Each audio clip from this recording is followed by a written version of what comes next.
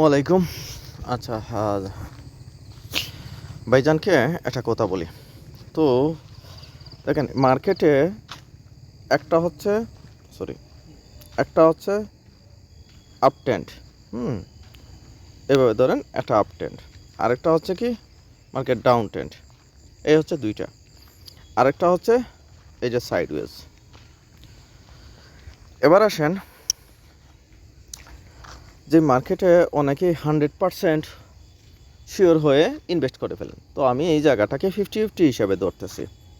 ধরেন উপরে যাওয়ার চান্স 50%, আর নিচে যাওয়ার চান্স 50%। ঠিক আছে? তো এখন ধরেন একটা স্টক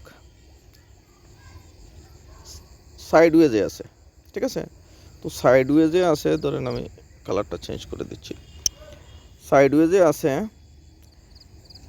এখন এটার নিচে চলে গেলে সে ডাউন ট্রেন্ড কন্টিনিউ করবে, এটার উপরে চলে গেলে আপ ট্রেন্ড কন্টিনিউ করবে। খেয়াল করেন বিষয়টা।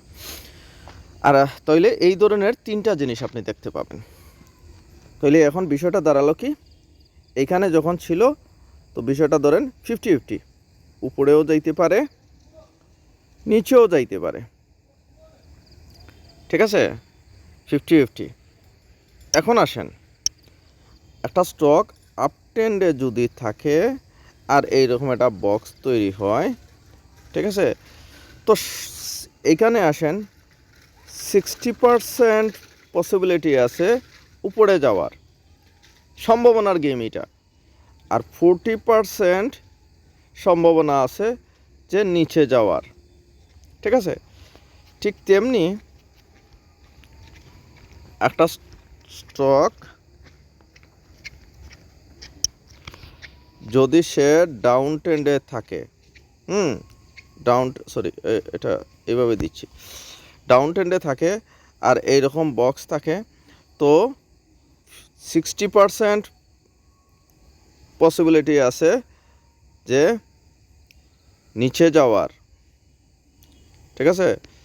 নিচে যাওয়ার পসিবিলিটি আছে 60%।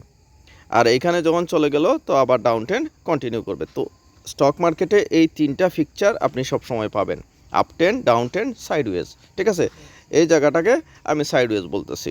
আর এইখানে যে আপ ডাউনগুলো হচ্ছিল ছোটো ছোটো, সেটা হচ্ছে যে কারেকশন। এই যে প্রাইস উপরে ডাউন ট্রেন্ডে ছিল, এই যে প্রাইস উপরে যাচ্ছে, এটা জাস্ট উপরে যাওয়ার এই বিষয়গুলো ছিল কারেকশন।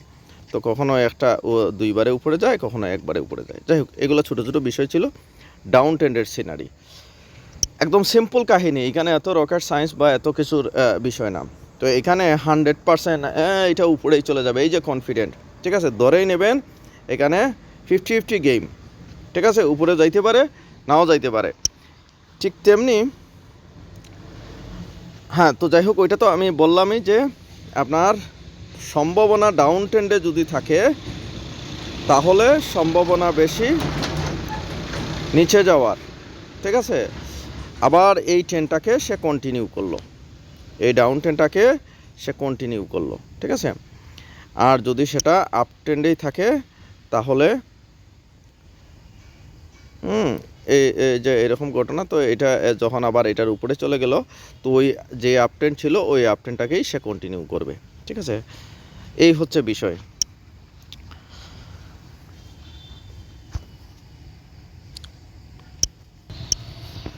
এবার 2 নম্বর যে টপিকটা বলতেছি, এটা হচ্ছে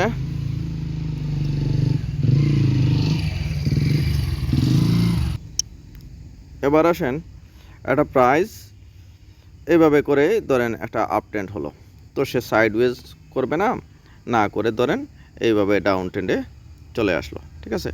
এখন আপনি হয়তো এই লর সাথে কাউন্ট করবেন।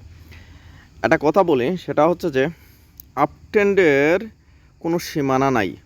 একটা স্টকের আপ ট্রেন্ডের কোনো সীমানা নাই। অতীতে হয়তো এইটুকু গেছিল, তো আপনি মনে করছেন যে এইটুকু যাবে। ঠিক আছে? ওই সময়কার ঘটনার পরিপ্রেক্ষিতে এটা ওই সময়ই শেষ। এই আপ ট্রেন্ডের কোনো সীমানা নাই। 1 টাকা থেকে সে 1000 টাকা, 10,000 টাকা সে তার মতো করে যাবে।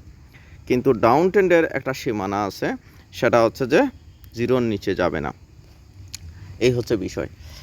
তো সব জায়গায় যে এটা পাবেন বা সাইডওয়েজ টাইপের ঘটনা পাবেন এটা কি না, ঠিক আছে। তো আপনাকে দেখতে হবে আপনি এই স্টকের আপ ট্রেন্ডে আছেন নাকি ডাউন ট্রেন্ডে আছেন, এটা আইডেন্টিফাই করতে হবে, ঠিক আছে। এটা গেল 2 নাম্বার টপিক। এবার আসেন 3 নাম্বার যে প্রসঙ্গ, ঠিক আছে। 3 নাম্বার যে প্রসঙ্গ, 3 নাম্বার যে প্রসঙ্গ বাই সেলের ক্ষেত্রে, এই কথাটা বোঝার চেষ্টা করবেন। ডাউন ট্রেন্ড থেকে বলা আমি আমার ছাত্রদেরকে শেখাই যেটা, বা অনেকে বুঝতে একটু অসুবিধা হয়। ডাউন ট্রেন্ড থেকে একটা স্টক যখন আপ ট্রেন্ড শুরু হবে তখন কিনতে হবে, আর এই পুরো আপ ট্রেন্ডে আপনি থাকবেন, ঠিক আছে। এটা হচ্ছে বিষয়। তো আপ ট্রেন্ডের কোনো সীমানা নাই, ওই আপ ট্রেন্ড কন্টিনিউ করবেন, এটা হচ্ছে বিষয়। আচ্ছা গেল। এবার আসেন ডাউন ট্রেন্ডের ক্ষেত্রে। ডাউন ট্রেন্ড একটা স্টক, তো সেই স্টকে বাই সেলের ক্ষেত্রে যেটা, যে আপনি রেলগাড়ি নিজে যাইয়া রেলগাড়ির সামনে যাইয়া দাঁড়াইছেন, নিজে যাইয়া রেলগাড়ি আসতেছে সামনে দিয়ে ওটার ওখানে যাইয়া আপনি নিজে দাঁড়াইছেন, ঠিক আছে। সে দ্রুত আসুক আর ধীরে ধীরে আসুক, আপনি নিজের ইচ্ছায় যাইয়া মানে রেলগাড়ির মধ্যে দাঁড়াইছেন, ঠিক আছে। এই গেল একটা বিপদ সমস্যা। আরেকটা হচ্ছে যে আপ ট্রেন্ডের ক্ষেত্রে, আপ ট্রেন্ড শুরু হয়েছে ধরেন কথার কথা এই জায়গা থেকে, হ্যাঁ, এখন আপ ট্রেন্ড করে আপনি ধরেন এইখানেই আছেন, তো ওখানে যাইয়া আরেক বিপদ। আপ ট্রেন্ড আছে, ঠিক আছে, ভালো কথা, কিন্তু আপনি আপ ট্রেন্ড শুরুতে আপনি না কিনে আপনি ওখানে যাইয়া কিনতেছেন। তো এই জায়গা থেকে সে যদি এখান থেকে আবার ডাউন ট্রেন্ড হয়ে যায়, তাইলে আবার আপনি হয়তো মাপটাপ দিতে পারেন এই দিকে সাপোর্ট থেকে ঘুরে যাবে, এটা মনে মনে আশ্বাস, সেটা আপনি ডাউন ট্রেন্ড যখন শুরু হবে তো আপনি জিরোই ধরে নেবেন, ঠিক আছে। তো বিষয়টা হচ্ছে যে আপনি আপ ট্রেন্ডে শেয়ার কিনবেন, সেখানেও আপনার এই যে বিপদ, ঠিক আছে, আপনার বিপদ, কারণ আপনি জানেন না যে কখন ডাউন ট্রেন্ড হয়ে যাবে, কারণ আপনি শুরুতে ছিলেন না, আপনি সেই আপ ট্রেন্ডের ওখানে যেয়েই আপনি কিনতেছেন, ঠিক আছে। তো আপনি এটা আপ ট্রেন্ডের শেয়ার যে কোনো সময় সব সময় যে এইরকম সাইডওয়েজ হবে বা এইরকম ঘটনা করেই যে নামবে, এরকম করেই যে সাইডওয়েজ করে যে নিচের দিকে আসবে, বিষয়টা তা না, সে ডাইরেক্ট এইভাবে চলে আসবে, ঠিক আছে। তো আপনাকে এই কারণেই বলা হয়েছে যে আপনাদের শেখার জন্য যে ডাউন ট্রেন্ডের একটা স্টক কিভাবে আপ ট্রেন্ড হয়, এবং আপ ট্রেন্ড কনফার্ম করে, তো সেই জিনিসগুলো জানতে হবে। এবং ডাউন ট্রেন্ড আপ ট্রেন্ড থেকে যখন ডাউন ট্রেন্ড হয় তখন প্রাইস কিভাবে বুঝবেন যে এটা ডাউন ট্রেন্ড হয়ে যাবে। তো আপনি আপ ট্রেন্ডে কিনবেন, অসুবিধা নাই, কিন্তু দেখা গেছে যে আপনি কেনার পরে দেখা গেল যে সে ডাউন ট্রেন্ড হয়ে গেল, হ্যাঁ, তখন সে হয়তো সিরে বিরে এইভাবে পড়বে, স্টক ম্যাচুরও হলো না। তো আপনি আপ ট্রেন্ডের শেয়ারেও কিনেও বিপদ, ডাউন ট্রেন্ডের শেয়ারে কিনেও বিপদ। তো যে কোনো সময় আপনার ঘটনা উল্টা হয়ে যেতে পারে, ঠিক আছে। তো সেই কারণে আপনি আপ ট্রেন্ডের শুরুতেই কিনতে হবে এবং ডাউন ট্রেন্ড শুরুতেই আপনাকে এক্সিট নিতে হবে, এটাই হচ্ছে বিষয়। শেখার জিনিসটাই হচ্ছে এইটা। ডাউন ট্রেন্ডের থেকে যখন আপ ট্রেন্ড শুরু করবে তখন আপনাকে কিনতে হবে, কিন্তু আপ ট্রেন্ড যখন শুরু হবে, ডাউন ট্রেন্ড থেকে আপ ট্রেন্ড যখন শুরু হবে তখন কিনতে হবে। কিন্তু আপনি কিভাবে বুঝবেন এটা ডাউন ট্রেন্ড থেকে এখন আপ ট্রেন্ড শুরু হচ্ছে? কারণ আপনি এইখানে যখন এসে দাঁড়াবে, তো আপনি সবুজ ক্যান্ডেল দিল, 2-4টা হোল্ড দিল, এইখানে এসে দাঁড়িয়ে আছে, তো আপনি মনে করবেন এটা ডাউন ট্রেন্ড শেষ, বা এটা অনেক নিচে নামছে, আপনি এই হাই প্রাইজের সাথে কম্পেয়ার করবেন। অনেক নিচে নামছে, এখানে এসে এই দিকে একটা লাইন টানলেন, আগের লো এলাকা ইত্যাদি ইত্যাদি, ঠিক আছে। তো ওটার নিচে যাবে। আচ্ছা, এবার আসেন 4 নাম্বার যে টপিক, ঠিক আছে। 4 নাম্বার যে টপিক আপ ট্রেন্ডের শেয়ারে খেয়াল করবেন। ধরেন আপ ট্রেন্ডের একটা শেয়ার ধরেন কথার কথা এভাবে ডাউন ট্রেন্ড ছিল, তো এইগুলো ছিল আপনার ধরেন আগের হাই বা ইত্যাদিতে। তো যখন এই শেয়ার অ্যাকচুয়ালি আপ ট্রেন্ড করবে, ঠিক আছে, তো এই যে এইটাকে রেসিস্ট্যান্স হিসাবে বলেন, ঠিক আছে। তো এইখানে যাইয়া বাড়ি খাবে বা এই ধরনের প্রসঙ্গ যখন আপট্রেন্ড করবে, তো এই ধরনের শেয়ারগুলা এইটাকে ভেদ করে করে উপরেই চলে যাবে, ঠিক আছে, এবং এই প্রাইজেরও উপরে যাবে, কারণ এই ট্রেন্ড আলাদা জিনিস। ট্রেন্ড যখন চালু হবে তো আগের ওই প্রাইসটাকে আপনারা যেগুলাকে রেসিস্ট্যান্স বলেন বা ইত্যাদি, তো ওইটা ভেদ করে নিচে যাবে। ঠিক তেমনি আপট্রেন্ডের শেয়ারে যখন এইরকম ঘটনা হয়, তো যখন ডাউন ট্রেন্ড হবে, তো এই যে এইগুলাকে ভেঙে ভেঙে ভেঙে ভেঙে সে নিচের দিকেই আসবে, ঠিক আছে। এই হচ্ছে আপ ট্রেন্ড আর ডাউন ট্রেন্ডের মধ্যে পার্থক্য, কথা বুঝছেন? তো এখানে আপনি হয়তো দেখতে পারেন একটা আশা হইতে পারে, হ্যাঁ, তো এইরকম একটা ব্যাপার। তো এইখানে যে যখন এইভাবে একটা আপট্রেন্ড ছিল, তো আপট্রেন্ডের এই লো, তো প্রাইস এখানে আসছে, তো দেখছেন একবার এইভাবে বাউন্স দিয়ে উপরে চলে যাচ্ছে, তো আপনি আশান্বিত যে না এখন ঠিক আছে, ওকে। এই ঘটনা তখনই ঘটে একমাত্র আপট্রেন্ডের শেয়ারের ক্ষেত্রেই এই ঘটনাটা হয়। উদাহরণস্বরূপ এই প্রাইস এইটুকু নিচে নামলো, এইটুকু উপরে গেল, আবার নিচে নামলো, তো এটা যদি আপট্রেন্ডে থাকে তাহলে এই সকল হাইয়ের উপরে এসে বাড়ি খেয়ে উপরে চলে যাবে, ইয়া এতটুকু এসে আবার উপরে চলে যাবে, বিকজ এটা আপট্রেন্ডে ছিল। আপট্রেন্ডের শেয়ারে এই রকম ঘটনা হয়। ডাউন ট্রেন্ডের যখন শেয়ার থাকবে তখন এই যে প্রাইস এইরকম নিচে আসলো, এইটা আসলো, আসার পরে এই এলাকায় মনে করবেন আপনি এটা এখান থেকে তো বাউন্স দিয়ে উপরে চলে যাবে, এই শেয়ার এইটুকু উপরে যেয়ে আরও নিচে নামবে, ঠিক আছে। এই হচ্ছে বিষয়। তখন আবার দেখা গেছে যে এখান থেকে বাউন্স দিয়ে আবার নিচে আসবে, মনে করবেন এইটুকু আসছে সাপোর্ট নিয়ে, এইখান থেকে তো ঘুরে যাবে, সে এইখানে যেয়ে আবার নিচে আসবে। এই হচ্ছে ডাউন ট্রেন্ডে এবং আপ ট্রেন্ডের সিমটম। তো আপনাকে শিখতে হবে ডাউন ট্রেন্ড থেকে একটা শেয়ার আপ ট্রেন্ড হয়ে গেছে কিনা, হ্যাঁ, আর আপ ট্রেন্ড থেকে আবার ডাউন ট্রেন্ড হয়ে যাচ্ছে কিনা। এখন শর্ট টাইমের গেম, আপনি যদি শর্ট টাইম ট্রেডারও হন, সেটা হচ্ছে যে আপ ট্রেন্ডে যদি একটা স্টক থাকে, তখন এই সকল জায়গায় যদি সাপোর্ট নিয়ে উপরে যায় বা ইত্যাদি, আপনাদের বাসায় যেটা বলতেছি, তখন আপনি এই সকল জায়গায় কিনলেন, এইখানে যে শর্ট টাইমের একটা এক্সিট নিলেন, তো শর্ট টাইম করেন আর এইখানে কিনছি আমি লং টাইমের জন্য হোল্ড করে রাখবো, এই সকল কারেকশনে আমি বের হব না, তো আপনি সেটাও করতে পারেন। কিন্তু যা করবেন সেটা হচ্ছে যে আপ ট্রেন্ডের ক্ষেত্রে। ডাউন ট্রেন্ডের ক্ষেত্রে আর একটা আপ ট্রেন্ডের সুবিধা বলছি। আপ ট্রেন্ডের ক্ষেত্রে এই কাজের সুবিধা, এই যে উপরে গেল নিচে নামলো, ধরেন কথার কথা এটা আপ ট্রেন্ডেই আছে, তো এখান থেকে উপরে যাওয়ার সম্ভাবনাটা 60%, ঠিক আছে, আর 40% হচ্ছে যে নাও যাইতে পারে, এটা আপ ট্রেন্ডের ক্ষেত্রে বলছি। কিন্তু ডাউন ট্রেন্ডের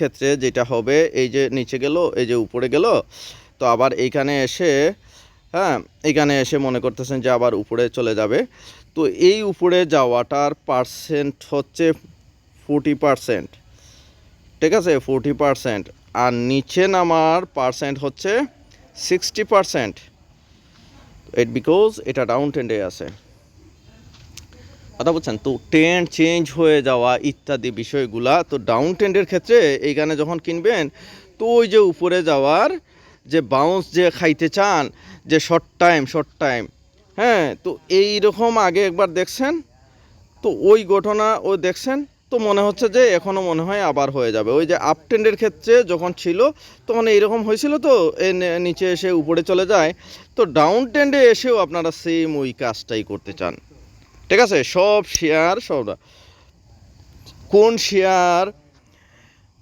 উপরে, ধরেন একটা স্টক উপরে যাচ্ছে, হ্যাঁ, এটা ডাউন ট্রেন্ডের, ধরেন এটা আপ ট্রেন্ডের স্টক নিচে আসছে, আবার উপরে, হ্যাঁ, উপরের দিকে যাচ্ছে। ঠিক তেমনি ডাউন ট্রেন্ডের একটা স্টক উপরে গেছিলো, নিচে নামছে, তো এইখানে যেভাবে উপরে যাচ্ছে, তো এইখানেও মনে করছেন এইটার মতো করেই হয়তো এইটাও উপরে যাচ্ছে, কিন্তু এটা উপরে চলে যাবে আর এটা এইদিকে চলে যাবে, দুজনের দুই রকম উদ্দেশ্য। তো এই হচ্ছে বিষয়। তো যা হোক, এটা এই তিন কাহিনী আপনি বাজারের মধ্যে দেখতে পাবেন, ঠিক আছে। এই জায়গাটা কি ডাউন ট্রেন্ডের জায়গা নাকি এটা আপ ট্রেন্ড এলাকায়, তো এইখানে হচ্ছে 50-50 অথবা 60-40, যেভাবে আপনারা কি করেন তো আসলে ওই রকম না। তো এখন আসেন 5 নম্বর যে টপিক আপনারা আমার কাছে জানতে চান, আমি আমার কথা বলছি, আমি অন্য কিছু বলছি না, আমি আমার কথা। আপনি যে আমাকে বলেন আমি এই স্টকটা বাই করব না বাই করতে চাচ্ছি বা এটা সেটা, 3 ধরনের ক্যাটাগরির মানুষ এখানে আছেন। কেউ একটা স্টক এই যে এইরকম একটা টান খাইছেন এই ধরনের চিন্তা ভাবনা করেন। কেউ আমি পুরো আপ ট্রেন্ডে থাকবো, এটা হইতে পারে সেটা 3 মাসের, ঠিক আছে। তো এখন কেউ আছে যে আমি এই স্টক কিনছি, আমি সব কিছু মিলাইয়া যাই থাক এইখানে, আমি 1-1.5 বছর পরে আমি স্টক কিনব। তো এই হচ্ছে তিন ধরনের মানুষ। এখন এইখানে আবার রিস্ক টু রিওয়ার্ডের একটা ব্যাপার আছে বা আরও অনেক কিছু ব্যাপার আছে। আপনি স্টক কিনতেছেন কয়দিনের জন্য কিনবেন, বা আপনি কীরকম হিসাব করতেছেন, আপনার পোর্টফোলিওতে কি আছে, কয় টাকার স্টক, এবং আপনি কয় টাকা ইনভেস্ট করবেন, রিস্কের সাথে রিওয়ার্ডটা কতটুকু, এইগুলো অনেক ব্যাপার আছে। তো এটা সেট আপটা আপনারই হবে, এটা আরেকজন বলে দিবে বা এটা উপরে যাবে ধরেন উপরে যাবে, সেটা কি এইটুকু নাকি এটা পুরো আপট্রেন্ডের কাহিনী নাকি দীর্ঘ সময়ের একটা আপডেট। তো এই বিষয়গুলো আসলে ক্লিয়ার করা লাগবে। আর 2 নম্বর বিষয়টা হচ্ছে যে আমি স্টক বাই সেলের ক্ষেত্রে আমি কাউকে বলি না, আমি শেখাই, ঠিক আছে, ওকে। শিখলে আপনি বুঝতে পারবেন কোনটা শর্ট টাইমের কাহিনী আর কোনটা লং টাইমের কাহিনী। এইভাবে আমি বাই সেলের প্রসঙ্গগুলো বলি না, দয়া করে এই ধরনের কোনো কথা আমাকে বলবেন না, কারণ আমি জেনে শুনে খারাপ ক্ষতি করতে চাই না, এবং আমি আপনাকে চিনতেছি না, আপনার সম্বন্ধে জানি না, আপনার পোর্টফোলিওতে কী আছে, কী অবস্থান, কয় টাকা ইনভেস্ট করবেন, স্টপ লস কোথায়, রিওয়ার্ড কোথায়, বা কী প্রসঙ্গ, রিস্ক টু রিওয়ার্ডের এইখানে ইস্যু। টাকা থাকলে আপনি যে কোনো জায়গায় টাকা থাকলে যে কোনো স্টক বাই করতে পারবেন, কিন্তু স্টক কিনে আপনি লাভ করার উদ্দেশ্য যদি থাকে, তো সেই লাভের জন্য যে আমি যেটা বললাম, তো লাভের জন্য আপনাকে সেই রিস্ক টু রিওয়ার্ড যেটা, আপনি লস কত নেবেন, রিওয়ার্ড কত আসবে, এবং আপনি কত দিনের জন্য আপনি ইনভেস্ট করতে চাচ্ছেন, ঠিক আছে। বিভিন্ন স্টক, আবারও দেখাচ্ছি, বিভিন্ন স্টক বিভিন্ন ফরমেশনে থাকে, সবাই নড়াচড়া করে, কেউ সাইডওয়েজে অবস্থানে আছে, কেউ ডাউন ট্রেন্ড অবস্থানে আছে, কেউ আপ ট্রেন্ড অবস্থানে আছে, ঠিক আছে, আপ ট্রেন্ড অবস্থানে আছে। তো এখন কেউ না কেউ কোনো না কোনোভাবে সে ওই রকম আছে। তো এখন আপনি যে স্টক পছন্দ করতেছেন বা যাই বাই সেল করবেন, টাকা থাকলে যে কোনো জায়গায় বাই করেন না, সমস্যাটা কি, ওইটা আলাদা এক জিনিস। কিন্তু যদি মনে করেন যে আমি কিনছি লাভের জন্য, তো ওইটা আলাদা জিনিস, ওখানে অনেক কথাবার্তা থাকে। তো আমি ওই বিভিন্ন মানুষের মতো এটা কিনেন, ওইটা বেচেন, এটা করেন, ওটা করেন, কারণ আমি আপনাদের সম্বন্ধে জানি না, আপনার পোর্টফোলিওতে কি টাকা আছে, কতটুকু রিস্ক নেবেন, কতটুকু সময় নেবেন, আপনি শর্ট টাইমের ট্রেডার নাকি লং টাইমের জন্য ইনভেস্ট করতেছেন, এবং আপনি আপনার মতো করে যদি চিন্তা করেন যে আমি এটা 1 বছরের জন্য কিনবো, কিন্তু এই স্টকটা শুধুমাত্র এতটুকুই যাবে, ধরেন একটা টান দিল, একটা মুভ, এতটুকুই যাবে। এখন আপনি যদি মনে করেন যে আমি লং টাইমের, আমি 5 বছর ধরে রাখবো, 3 মাস ধরে রাখবো, তো আপনার ধরে রাখলে কোনো কিছু হবে না, সে আলটিমেটলি নিচেই চলে যাবে। তো যে স্টকটা কিনবেন সেটা আসলে কোন ফরমেশনে আছে সেটা আগে দেখতে হবে। তো শিখবেন না তো ভালো কথা, এটা আপনাদের ব্যাপার, ঠিক আছে। তো বাই সেল বা এই ধরনের বিষয়গুলো আমি জেনে শুনে আমি কারো ক্ষতি করতে চাই না, বা হবে না, ঠিক আছে। একটা স্টক বললাম আপনি বাই করেন, তো দেখা গেছে যে এখানে আপনি কোন হিসাবে একটা জিনিস তো বুঝবেন বিষয়টা কি, যে এই স্টকের কি এইটুকু যাবে নাকি লং টাইম নাকি শর্ট টাইম, না কি হিসাব, স্টপ লস কত, রিওয়ার্ড কত, হ্যাঁ, এই বিষয়গুলো তো আপনার ক্লিয়ার হওয়া লাগবে, তাই না। ঠিক আছে, ওকে, ভালো থাকেন।